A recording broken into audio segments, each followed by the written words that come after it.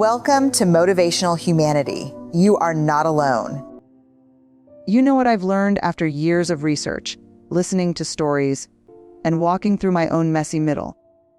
Life isn't meant to be an endless checklist. It isn't meant to be about perfection, comparison, or waiting until things are just right. Life is meant to be lived, to be enjoyed. Not tomorrow, not when we're thinner, richer, more successful, or more loved, but now, right here in the ordinary and extraordinary moments of today. Joy doesn't usually announce itself with fireworks. It doesn't knock on your door with confetti and balloons, telling you it's time to celebrate. More often than not, joy slips in quietly, almost shyly, hiding in the ordinary rhythms of our lives. But here's the thing: most of us miss it, not because it isn't there, but because we're too distracted, too busy, or too focused on chasing something bigger. We're waiting for joy to arrive in the form of grand accomplishments. The day we land the dream job, the day we move into the bigger house, the day someone else validates our worth. But joy doesn't live there. Joy lives in the small moments, the fleeting ones we often overlook. Think about the last time you felt that deep belly laugh that made your eyes water. Or the last time you noticed the smell of fresh rain on the ground. Or that quiet moment when you sat down with a warm cup of coffee, no noise, no urgency, just stillness. Those are the moments that stitch meaning into our lives. They're small, yes. They don't get posted on Instagram or applauded by the world, but they are sacred. They are the moments that remind us that being alive is, in itself, extraordinary. Here's the trap we fall into: we treat joy like a reward instead of a right. We say things like, when I finally finish this project, then I'll take time for myself. Or, when I lose weight, then I'll enjoy going to the beach. Or, when everything settles down, then I'll finally rest. We live in this perpetual waiting game, holding joy hostage until the conditions of our lives meet some impossible standard. But if there's one thing I've learned from research, from listening to countless stories of people in their most vulnerable moments, and from walking through my own struggles, it's that joy cannot be postponed. Joy doesn't wait. Life doesn't wait. And if we keep telling ourselves it's something that lives in the future, we'll miss it every single day in the present. I'll never forget sitting across from a woman who had just lost her husband unexpectedly. In the middle of her grief, she told me something that has stayed with me ever since. She said, "Do you know what I miss the most? It's not the vacations or the big celebrations. I miss the small things. I miss him making his terrible coffee in the morning. I miss hearing the sound of his keys when he walked through the door. I miss the way he hummed when he thought no one was listening." And in that moment, it hit me: the things we take for granted today are the very things we'll ache for when they're gone. That's why joy in small moments is not optional, it's vital. It's how we truly live. The beauty of small moments is that they're available to everyone. You don't need a certain income, status, or set of circumstances to access them. Joy can be as simple as holding someone's hand, hearing your child's laugh, cooking a meal that fills your kitchen with warmth, or even pausing long enough to watch the sky shift colors at sunset. But the challenge is, our culture doesn't teach us to value these things. Our culture teaches us to hustle, to achieve, to push harder and aim higher. And in that relentless striving, we often bulldoze right past the very moments that could make us feel most alive. And here's the paradox: joy often requires slowing down, but slowing down feels uncomfortable in a world addicted to speed. We feel guilty for resting, guilty for savoring, guilty for not being productive. But I want to tell you something that might sound radical: savoring joy is productive. It doesn't just make you feel good in the moment, it sustains you for the long haul. Research on resilience shows that people who allow themselves to experience small bursts of joy, even in hard seasons, are better equipped to handle stress, loss, and uncertainty. Joy isn't frivolous, it's fuel. And let's be honest, sometimes joy feels risky. I know that sounds strange, but it's true. Many of us are afraid to lean into joy because we fear it won't last. We think, if I let myself feel this happiness, what if it gets taken away? What if the other shoe drops? That's what I call foreboding joy. The sense that something bad must be lurking around the corner if things feel too good. But living that way robs us of the moments we do have. When we withhold joy in anticipation of loss, we're actually rehearsing grief instead of experiencing life. Joy is not about denying pain or pretending everything is fine. It's about choosing to notice beauty, even when life is messy and hard. So, what would it look like if we gave ourselves permission to enjoy the small moments right now? What if we trained our eyes to look for the good, even in the ordinary? That doesn't mean ignoring our struggles or bypassing the hard truths. It means holding both. It means saying, yes, life is hard, and yes, there is still joy here. It means finding joy in watching your dog chase its tail, even while you're worried about the bills. It means laughing with a friend, even when your heart is carrying grief. It means pausing to notice the sweetness of a child's hug, even when your day feels overwhelming. Joy doesn't erase the hard things, but it makes them bearable. And let me tell you something else joy multiplies when it's shared. That small laugh, that moment of stillness, that flash of beauty. When we share it with someone else, it grows. A sunrise is breathtaking, but watching it with someone you love turns it into something unforgettable. Sharing small joys is what creates connection, belonging, and love.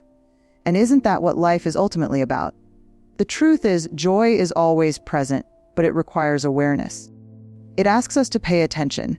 It asks us to put down our phones for a moment, to look up from our to-do lists, to notice the miracle of breath in our lungs, the sound of laughter in the next room, the simple fact that we are here, alive, in this moment.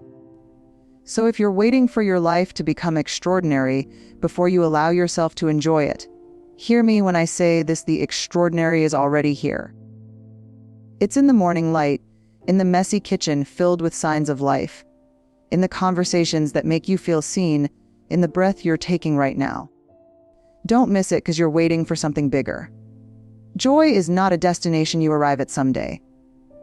Joy is the thread woven through the small, sacred moments of today. And if we can learn to notice them, to honor them, and to hold them close, then we won't just have lived, we'll have truly enjoyed our lives. One of the most exhausting things we do as human beings is compare ourselves to others. It's almost automatic. We scroll through social media. We walk into a room full of people, or even glance across the street at a neighbor's house, and without even realizing it, our brain starts keeping score.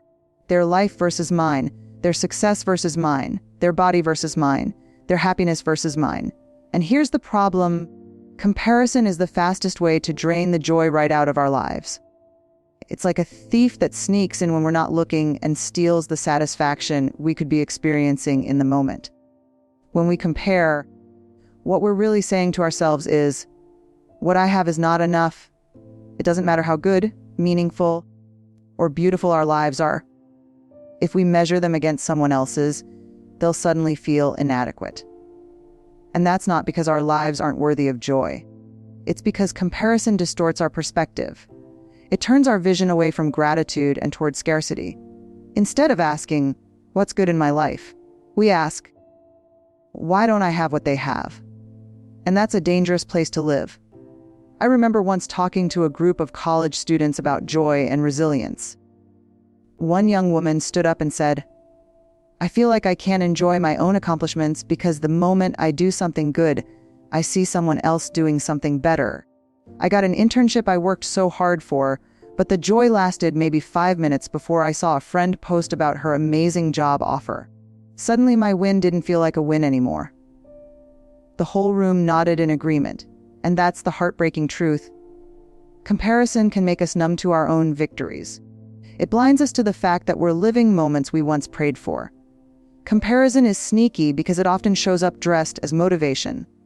We think, if I compare myself to others, maybe it'll push me to do better. But comparison rarely inspires. It usually shames. It says, you're behind. You're not good enough. You'll never catch up. And shame, as I've said so many times, corrodes the very part of us that believes we are capable of change. So instead of lifting us, comparison weighs us down. And let's be real. The comparison trap is only getting worse in the world we live in today. We're bombarded with highlight reels of other people's lives, carefully curated and filtered to look perfect. You're not just comparing yourself to your neighbor anymore. You're comparing yourself to millions of people online, most of whom you'll never even meet. And yet their lives become the measuring stick against which you judge your own. But here's the truth no one likes to admit. Behind every curated photo is a real human being with struggles, insecurities, and pain. No one's life is as perfect as it looks online. And even if it were, it still wouldn't mean that your life is any less valuable. The antidote to comparison isn't pretending we don't notice what other people have. It's learning to reframe what we see. Instead of letting someone else's success make us feel smaller, we can choose to see it as evidence that good things are possible. Instead of letting someone else's beauty or joy or love diminish ours, we can remind ourselves that joy is not a limited resource. Someone else's light doesn't dim our own. In fact, the more we celebrate others, the more space we create to celebrate ourselves. But I won't sugarcoat this. Breaking free from comparison takes courage. It takes intentionality. It requires us to stop outsourcing our worth to external measures and start anchoring it in who we are, not in how we stack up against others. It asks us to define success on our own terms, not according to the script the world hands us. And most importantly, it asks us to practice gratitude. Gratitude is the great disruptor of comparison. When we focus on what's good in our lives, we shift from scarcity to sufficiency. We move from, why don't I have what they have, to, look at all that I do have. And that shift changes everything. I once interviewed a woman who had survived a life-threatening illness. She told me that before her diagnosis, she spent so much time comparing herself to others. Their careers, their marriages, their bodies. She was constantly dissatisfied. But when she was lying in a hospital bed, not knowing if she'd live another year, none of those comparisons mattered anymore. What mattered were the small things: the laughter of her children, the warmth of her husband's hand, the chance to wake up and see another sunrise. She told me, now when I start to slip into comparison, I stop and remind myself, I already have what I once begged God for, another day of life. Why would I waste that day comparing it to someone else's? Her words have stayed with me because they remind me of something so simple yet so profound. Comparison tricks us into thinking joy is somewhere else, when in reality it's right here. It's in the life we've been given. It's in the breath we're taking right now. But to see it, we have to look inward, not outward. I know how easy it is to feel behind in life, to look around and think, everyone else is further ahead than me. But here's the truth. There is no universal timeline. There's no finish line you're racing toward where everyone crosses at the same time. Life isn't a competition. It's a journey. And when we waste it comparing, we miss the chance to actually enjoy our own path. So maybe the real work is this learning to clap for others without doubting ourselves. To see someone else's joy and say, good for them, while still believing, there is good for me too. To stop measuring our worth against anyone else's and start rooting it deeply in the truth that we are already enough right now, as we are. Comparison will always try to steal your joy. It will whisper lies about scarcity, about not being enough, about being behind.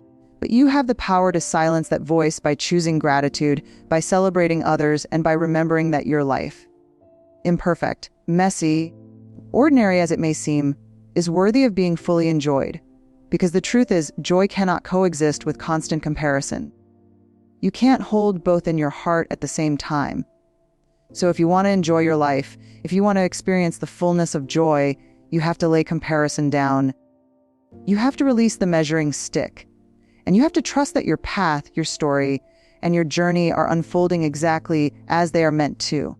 And maybe, just maybe, if you stop looking left and right, you'll finally see what's been right in front of you all along, a life that is already worth enjoying.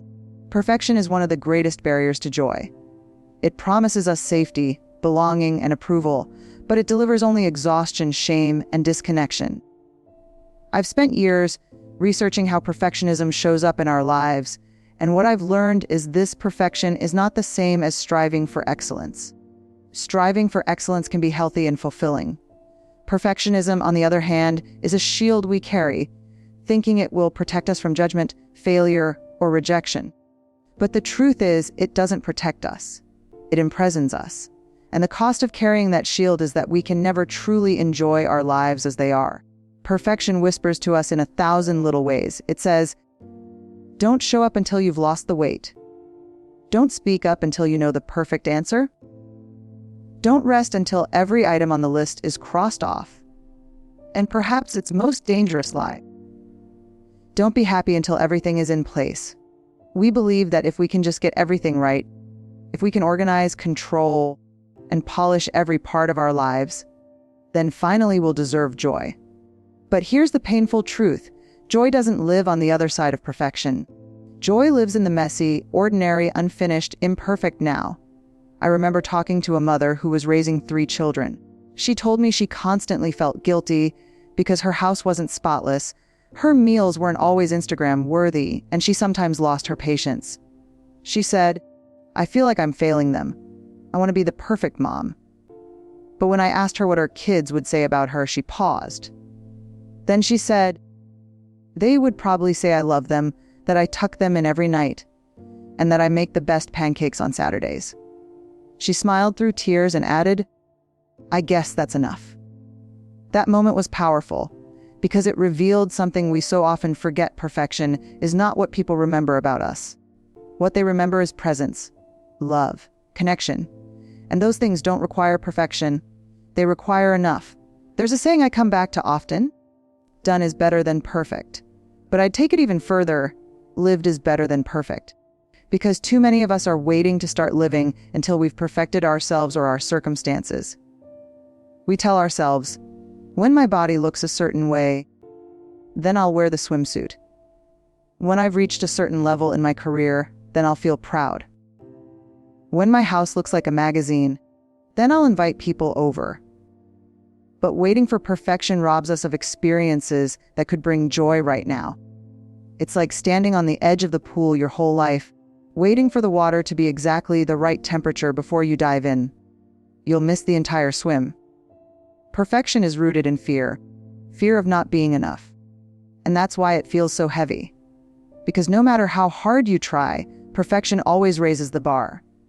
You think you've done well, but then the voice of perfection says, not quite.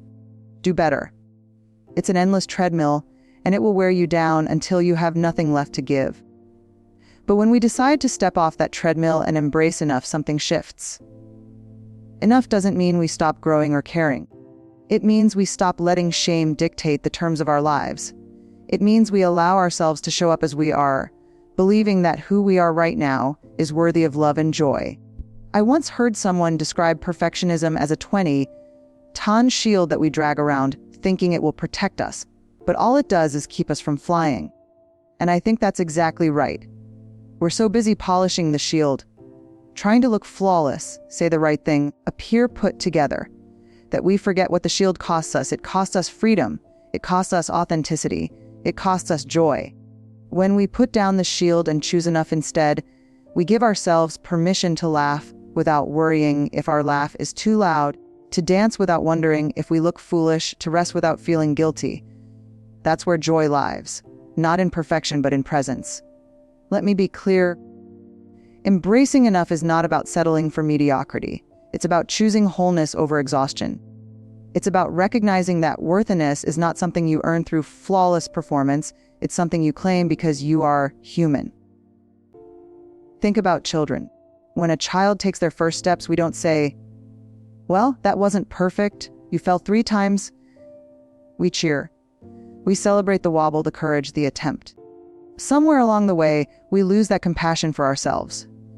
We replace it with impossible standards. But what if we could return to that grace? What if we could celebrate our own wobbly steps instead of shaming them? There's also another layer to this. Perfection not only robs us of joy, it robs the people around us.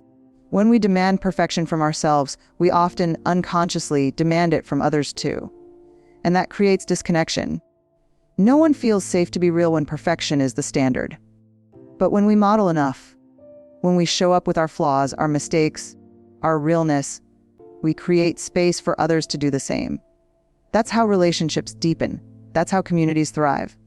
Joy expands when we embrace imperfection together. One of the most courageous things we can do is to let people see us as we are, not as we wish we were. not as we think they want us to be.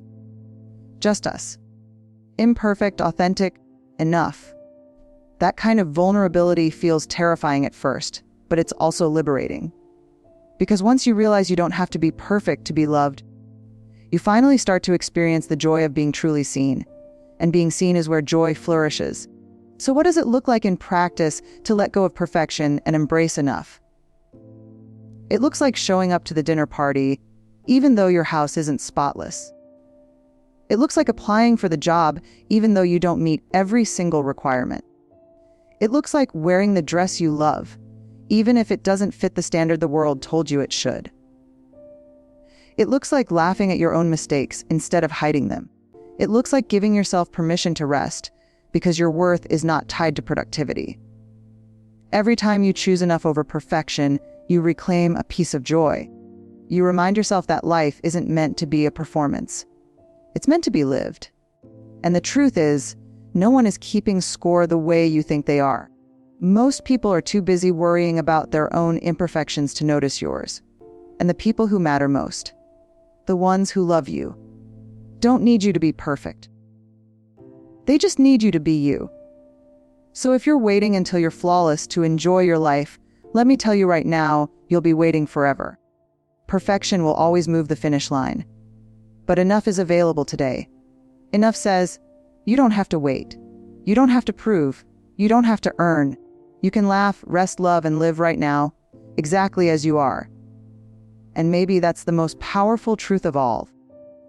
Joy doesn't come when we've polished ourselves into something untouchable. Joy comes when we finally lay down the armor of perfection, take a deep breath, and dare to believe that who we are in this moment is already enough. If there's one truth that keeps showing up again and again in my work, it's this: joy and vulnerability are inseparable. You cannot live a joyful life if you are unwilling to be vulnerable. And yet, vulnerability is the very thing we try so hard to avoid. We armor up, we control, we hide, we present polished versions of ourselves, all in an effort to protect our hearts. But the paradox is that the more we shield ourselves, the less joy we experience. Because joy isn't found in control. Joy is found in connection, and connection requires us to be seen, really seen. We live in a culture that tells us to be invulnerable. Don't let them see you sweat. Don't cry in front of others. Don't admit you're struggling. Strength is defined as having it all together, but that's not strength. That's performance. Real strength is being honest about where you're tender. Real strength is saying, this is me, in all my messy, imperfect humanity. And when we allow ourselves to be that open, we create the very conditions where joy can take root. Think about the times you felt the most alive, the most connected, the most joyful. Chances are they were moments when you allowed yourself to be vulnerable. Maybe it was saying, I love you, first, not knowing if the other person would say it back. Maybe it was laughing so hard you couldn't breathe, not caring how ridiculous you looked. Maybe it was standing on a stage, your voice shaking, sharing something deeply personal with the hope that it might help someone else. Those moments of vulnerability are also the moments of the deepest joy. Because joy isn't about perfection or control. It's about showing up fully as yourself. But here's the problem: vulnerability feels dangerous. It feels like exposure. Our brains are wired to avoid it because vulnerability carries risk. The risk of rejection, the risk of judgment, the risk of being hurt. And yes, those risks are real. Vulnerability doesn't guarantee that everything will go well. Sometimes it does lead to pain. But the alternative is a kind of numbness. When we close ourselves off from vulnerability, we close ourselves off from joy as well. You can't selectively numb. If you numb the pain, you numb the joy too. I'll never forget interviewing a man in his late 70s who told me something that stopped me in my tracks. He said, I spent most of my life trying to avoid being vulnerable. I didn't want to get hurt, so I kept people at arm's length. But now, looking back, I realize I also kept out the joy. I missed it. I missed the intimacy, the connection, the love. And that's my greatest regret. His words have stayed with me because they remind me that protecting ourselves from vulnerability may feel safe in the short term, but in the long term, it costs us the very thing we crave most: belonging and joy. One of the biggest myths we tell ourselves is that vulnerability is weakness. But vulnerability is actually the birthplace of everything that makes life worth living: love, creativity, empathy, courage, and yes, joy. You cannot love someone deeply without the vulnerability of risking loss. You cannot create art without the vulnerability of risking failure. You cannot connect with another human being without the vulnerability of being seen. Vulnerability isn't weakness. It's the truest form of strength, because it means we are willing to show up even when there are no guarantees. Here's the other thing about vulnerability: it requires presence. You can't fake it. You can't script it. When you're vulnerable, you're in the moment, fully engaged, fully alive. And that's where joy is, in the here and now. Vulnerability pulls us out of the constant hustle to appear perfect or in control and grounds us in the real, messy, beautiful present. It invites us to stop performing and start living. I think about a time when I was giving a talk and halfway through, I completely lost my place. My mind went blank, and for a moment, panic set in. My perfectionist self wanted to pretend nothing happened, to gloss over it. But instead, I just stopped and said, "Well, there it goes." Totally forgot what I was about to say. The room erupted in laughter, and suddenly the connection deepened. By admitting my vulnerability instead of hiding it, I created a moment of joy and belonging, not just for me, but for everyone in the room. That's what vulnerability does. It turns fear into connection. It turns shame into shared humanity. But choosing vulnerability doesn't mean sharing everything with everyone. It's not about oversharing or throwing all of your pain into the world without boundaries. Vulnerability is about discernment. It's about allowing yourself to be seen by the people who have earned the right to hear your story. It's about creating safe spaces where you can bring your whole self, the messy, the imperfect, the tender parts, and trust that you'll be met with compassion. And when that happens, joy grows. Because joy thrives in spaces of authenticity. I think sometimes we confuse joy with comfort.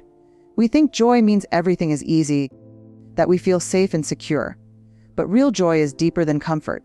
Real joy comes from being fully alive, even when it's scary, even when it's uncertain. And that requires vulnerability. To laugh with abandon is vulnerable. To cry openly is vulnerable. To say, "I need help" is vulnerable. To dream out loud is vulnerable. To say, "I don't have it all together" is vulnerable. And yet, those are the very things that make us human. Vulnerability is not just about opening yourself to others, it's also about opening yourself to yourself. It's about telling the truth in your own heart. It's about looking in the mirror and saying, "I'm not perfect, but I am enough." It's about admitting, "I'm scared, but I'm still going to try." That kind of self-vulnerability is where self-compassion grows, and self-compassion is what allows us to experience joy without constantly sabotaging it with shame. And here's the gift of vulnerability. When we allow ourselves to be seen, we invite others to do the same. Vulnerability is contagious. It gives permission. When you admit you're struggling, someone else feels safe enough to say, "Me too." When you share your joy, someone else feels permission to celebrate theirs. That's how communities of joy are built, not on perfection, but on shared vulnerability. So the question isn't whether vulnerability is scary. Of course it is. The question is whether the risk of vulnerability is worth the reward of joy. And I believe with every fiber of my being that it is. Because at the end of our lives, we won't remember the times we looked perfect or had everything under control. We'll remember the times we laughed until we cried. The times we risked saying, "I love you." The times we stood in the arena, shaky and scared, but fully present. Those are the moments of joy, and they are only possible when we dare to be vulnerable. If you want more joy in your life, don't armor up. Don't hide behind perfection. Don't numb the hard stuff and expect joy to slip through anyway. Instead, take the risk. Let yourself be seen. Laugh loudly, cry openly. Say the words that scare you. Because joy is waiting on the other side of that risk. And when you choose vulnerability, you don't just open the door to joy. You fling it wide open. Gratitude is not something that simply happens to us when life feels good. It is a posture, a practice, and often a discipline we choose, especially when life doesn't feel good. It's easy to feel grateful when we're sitting on a beach with the sun on our face, when the people we love are healthy, or when the world feels like it's working in our favor. But real gratitude, the kind that transforms us and deepens our joy, is often found in the messy middle of life. When things aren't perfect, when outcomes aren't guaranteed, when we're still waiting, healing, or wrestling with uncertainty. That's when gratitude asks us to look a little closer, to soften our hearts, and to whisper, "There's still beauty here." So often we live with the mindset of I'll be grateful when I get the job, when I move into the bigger house, when the kids behave, when the relationship feels easy, when I'm out of debt.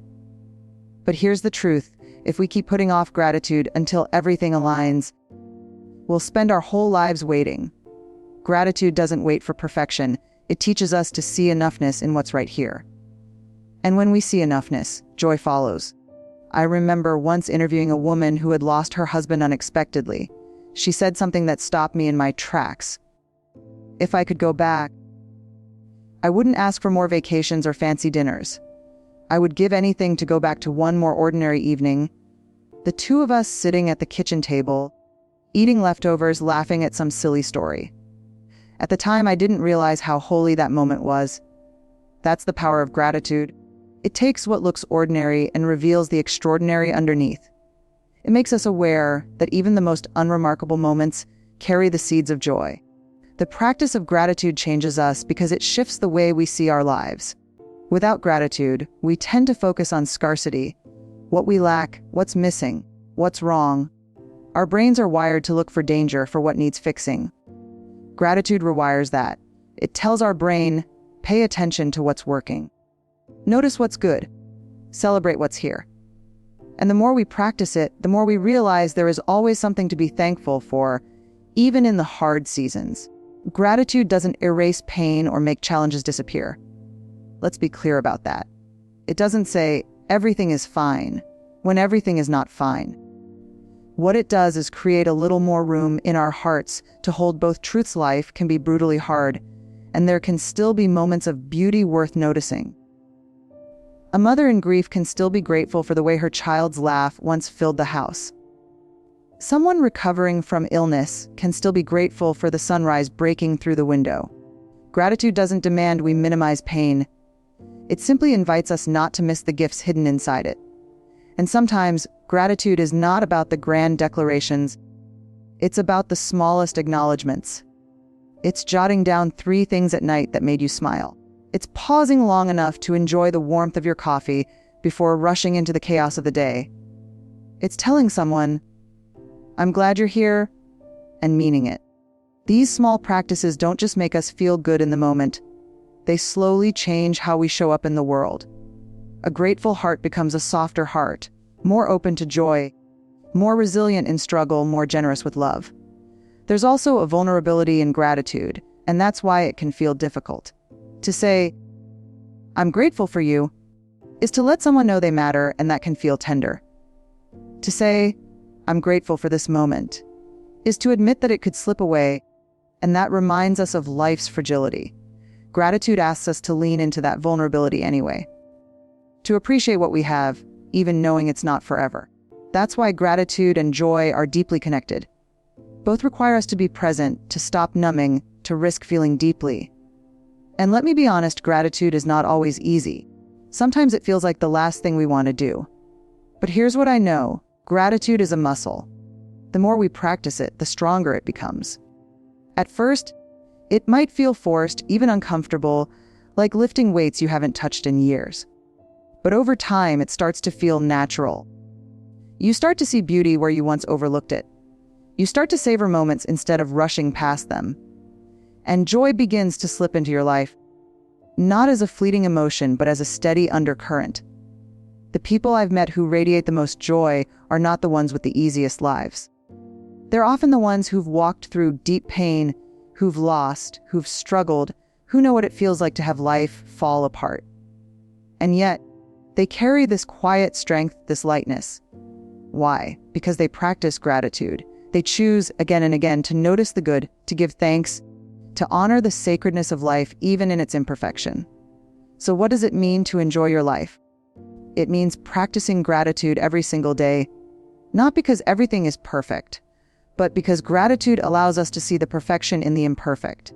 It means refusing to let scarcity steal our joy. It means writing thank you notes not just to others but to life itself. When you wake up tomorrow, instead of rushing into your to-do list, pause.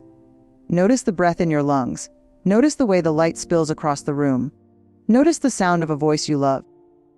Whisper a thank you even if things aren't perfect. Because gratitude isn't about waiting for a better life. It's about realizing the life you're living is already a gift. And when we live that way, when gratitude becomes our daily rhythm, we stop chasing joy and start carrying it.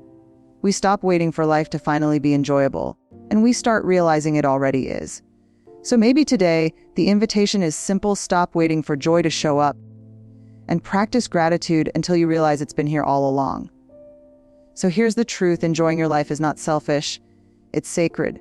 It's how you honor the gift of being alive. Not by chasing perfection, not by comparing yourself to others, but by showing up every single day and saying, "This moment is mine to enjoy." So laugh harder, rest without guilt, love with both hands open. And remember, life isn't waiting for you to be perfect. It's waiting for you to be present. Just enjoy your life, because this one, it's the only one you get.